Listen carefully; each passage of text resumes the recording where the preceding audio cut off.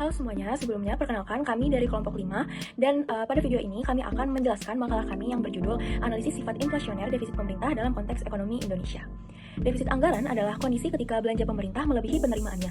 Di Indonesia, defisit ini sering digunakan untuk instrumen untuk mendorong pertumbuhan ekonomi, namun pembiayaannya, khususnya melalui pencetakan uang, dapat memicu inflasi. Sejumlah penelitian sebelumnya menunjukkan hasil yang beragam. Beberapa menyatakan defisit tidak memengaruhi inflasi secara signifikan. Namun, studi lain menyatakan bahwa defisit, terutama jika dibiayai oleh utang luar negeri dan pencetakan uang, berdampak pada inflasi dalam jangka panjang. Hal ini menunjukkan perlunya kajian lebih lanjut agar kebijakan fiskal dapat disusun dengan lebih hati-hati dan mendukung stabilitas makroekonomi.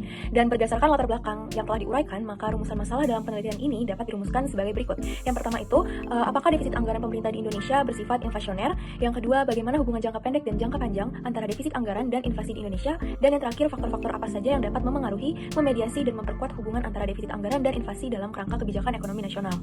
Kemudian penelitian ini bertujuan untuk yang pertama, menganalisis secara empiris hubungan antara defisit anggaran pemerintah dan tingkat inflasi, kemudian menilai apakah defisit anggaran memiliki sifat inflasioner, terutama dalam konteks pembiayaan fiskal yang diterapkan oleh pemerintah Indonesia, dan yang terakhir memberikan rekomendasi kebijakan fiskal yang memperhatikan aspek stabilitas harga dan keberlanjutan fiskal sebagai dasar perumusan kebijakan ekonomi yang berimbang.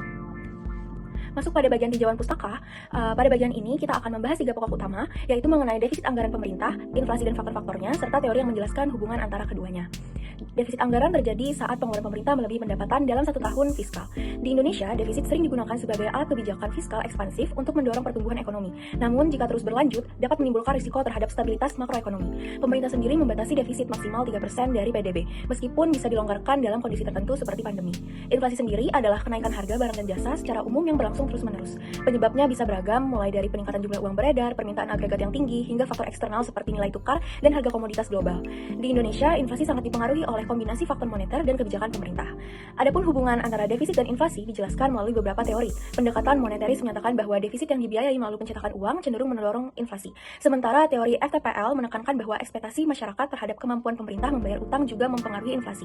Namun, pandangan Keynesian menunjukkan bahwa selama masih ada kapasitas ekonomi yang belum dimanfaatkan, defisit bisa mendorong pertumbuhan tanpa menimbulkan inflasi. Oleh karena itu, penting untuk melihat hubungan keduanya secara kontekstual dalam perekonomian Indonesia. Masuk ke bagian metode penelitian. Penelitian ini merupakan studi deskriptif kuantitatif yang menganalisis hubungan antara defisit anggaran dan inflasi di Indonesia menggunakan data sekunder dari BPS dari rentang periode tahun 2014 hingga 2024. Inflasi diukur melalui indeks harga konsumen atau CPI dan defisit anggaran dinyatakan dalam persen terhadap PDB. Metode analisis yang digunakan meliputi korelasi dan regresi linear sederhana atau OLS untuk melihat kekuatan hubungan serta pengaruh defisit anggaran terhadap inflasi.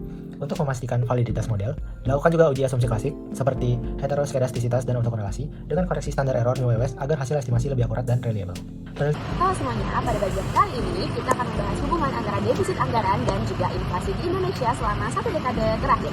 Yuk kita bedah rata-rata inflasi tahunan tercatat di angka 3,15%, sementara defisit anggaran berkisar antara 1,8 hingga 6,1% dari PDB. Tapi yang menariknya, walaupun defisit naik, inflasi ternyata tidak ikut melonjak. Artinya apa? Tidak ada hubungan langsung yang kuat di antara keduanya. Lalu model regresi yang kami uji juga memberikan hasil yang mengejutkan.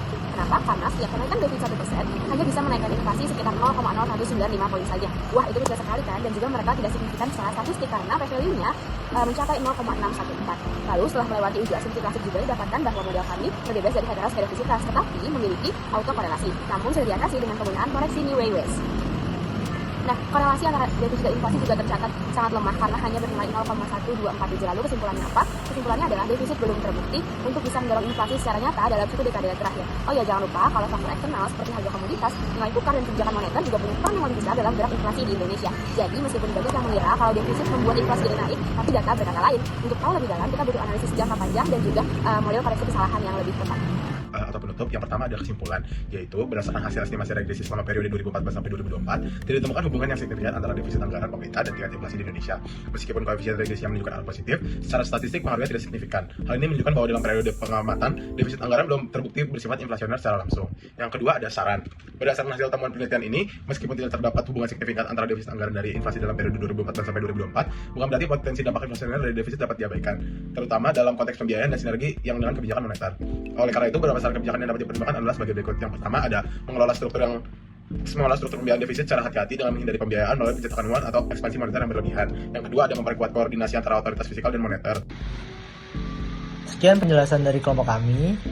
Apabila ada kekurangan mohon dimaafkan. Wassalamualaikum warahmatullahi wabarakatuh.